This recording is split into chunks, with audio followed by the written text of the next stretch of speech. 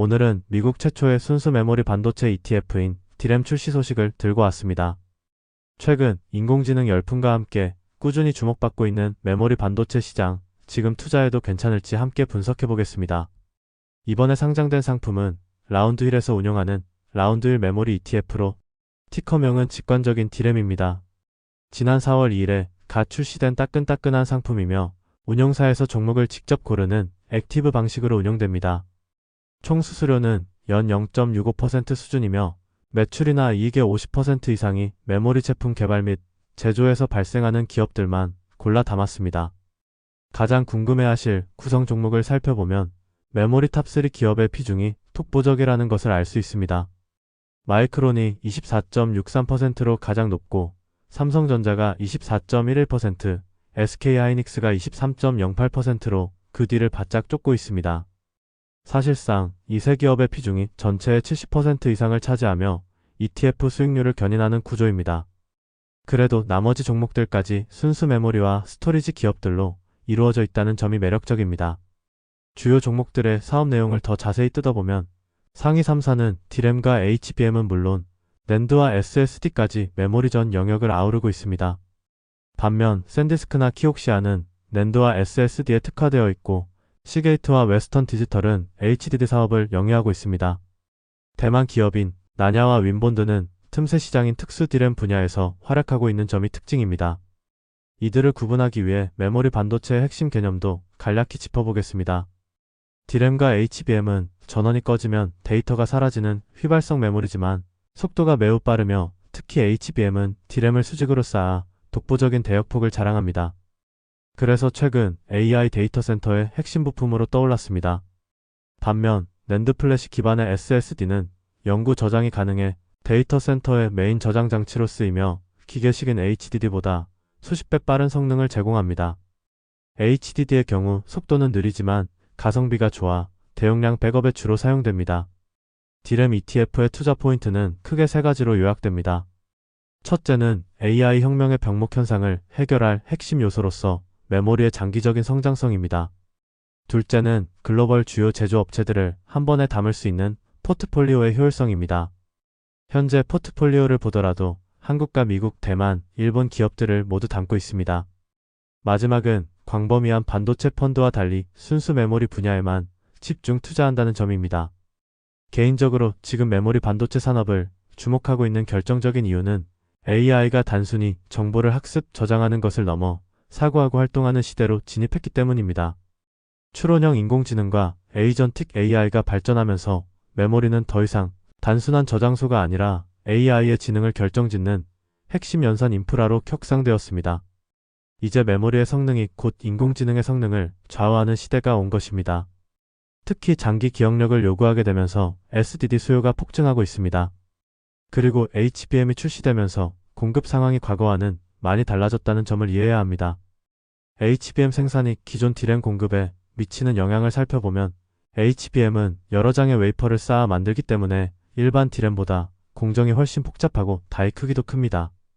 결국 동일한 웨이퍼를 투입해도 HBM 구조적 특성과 수율 문제로 전체 비트 공급량은 줄어들 수밖에 없어 구조적으로 해소되기 힘든 공급 부족 상황이 지속될 가능성이 큽니다. 마이크론, 삼성전자 등이 막대한 설비 투자를 진행하더라도 과거와 같이 디램 공급량이 폭증하는 구조가 아닌 것입니다. 또한 앞으로 메모리도 더욱더 커스텀화되면서 산업 변동성이 크게 줄어들 가능성이 높다고 판단됩니다. 이때 밸류에이션 측면에서 보면 주요 기업들의 선행 PER이 향후 3년간 매우 낮은 수준을 유지할 것으로 보입니다. 삼성전자는 2026년 7.06배에서 2028년 5.31배로 SK하이닉스는 4.5배에서 3.13배까지 떨어질 것으로 전망됩니다. 이익 규모와 성장세에 비해 주가는 여전히 매력적인 구간에 머물러 있다고 생각되며 장기적으로 범용 디램의 수익성이 저하되더라도 밸류에이션 여유가 충분합니다. 삼성전자에 대한 최신 리포트 내용을 보면 KB증권은 목표 주가 32만원을 유지하며 긍정적인 전망을 내놓았습니다. 해당 리포트에 따르면 현재 빅테크 기업들이 선수금을 지급하면서까지 물량 확보에 나설 만큼 주문 강도가 예상보다 강력한 상황입니다.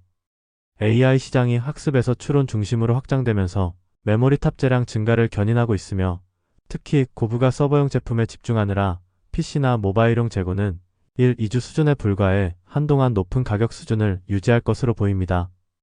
SK하이닉스 역시 하나증권에서 목표 주가를 160만 원으로 상향 조정하며 장밋빛 전망을 이어가고 있습니다. 2026년 연간 영업이익 전망치를 231.7조 원이라는 놀라운 수치로 대폭 높여 잡았는데요. 2분기 메모리 가격 협상이 순조롭게 진행되고 있고 미국 증시 ADR 상장 추진과 주요 고객사들과의 장기 공급 계약 논의는 향후 주가 멀티플을 높이는 강력한 촉매제가 될 것으로 보입니다. 물론 이러한 내용들은 기본적으로 AI 인프라 수요가 받쳐줘야 합니다. 여기서 AI 인프라 수요가 얼마나 탄탄한지는 GPU 렌탈 가격을 통해서 확인할 수 있습니다. 엔비디아의 H100 렌탈 가격이 시간당 2.59달러로 18개월 만에 최고치를 기록했으며 최신형인 B200은 3월에만 35% 급등해 6달러 수준까지 올라왔습니다. 현재 AI 인프라 시장에서는 전력, 메모리, 네트워킹 등 여러 부분에서 병목이 발생하고 있으며 수요도 강력하게 유지되고 있기에 가격이 점차 상승하고 있다고 이해할 수 있습니다. 픽테크 기업들의 실적 수치도 이를 뒷받침합니다.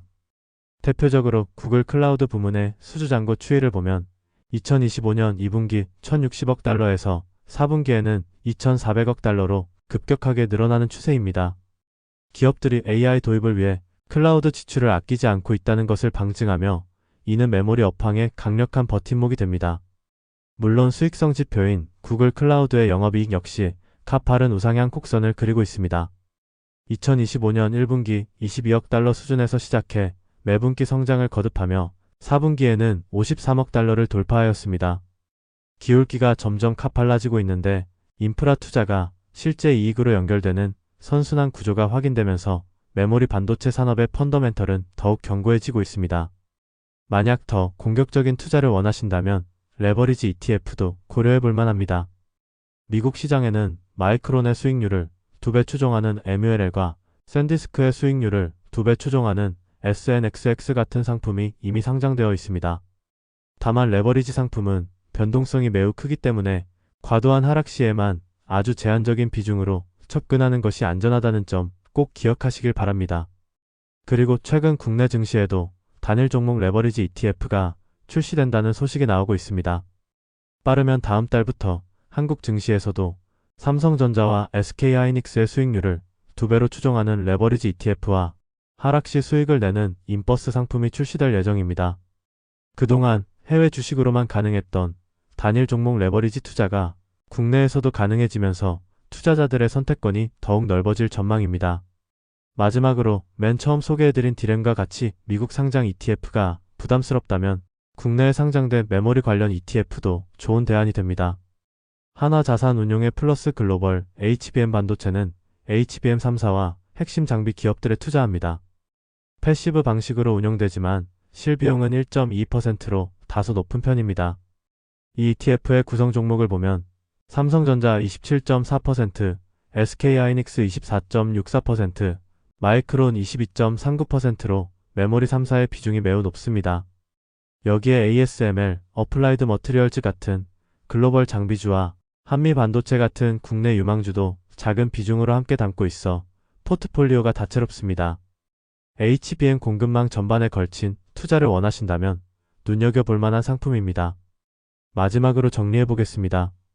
이번 라운드 1의 디램 ETF는 메모리 반도체 산업에 순수하게 집중 투자할 수 있다는 점에서 기존 반도체 ETF와는 확실히 다른 포지션을 가지고 있습니다.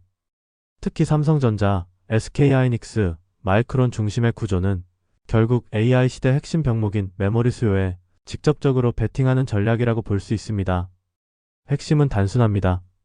AI가 발전할수록 GPU뿐 아니라 메모리 성능과 탑재량이 함께 폭발적으로 증가하고 있고 특히 HBM 중심 구조 변화로 인해 공급은 과거처럼 쉽게 늘어나기 어려운 환경이 만들어지고 있습니다.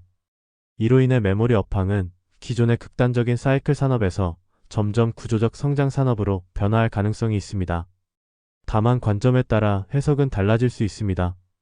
긍정적으로 보면 낮은 밸류에이션과 강한 AI 수요를 기반으로 한 장기 성장 구간 초입일 수 있지만 반대로 보면 특정 세계 기업에 대한 칩 중도가 매우 높으며 업황 민감도가 큰 만큼 변동성 역시 피할 수 없는 구조입니다.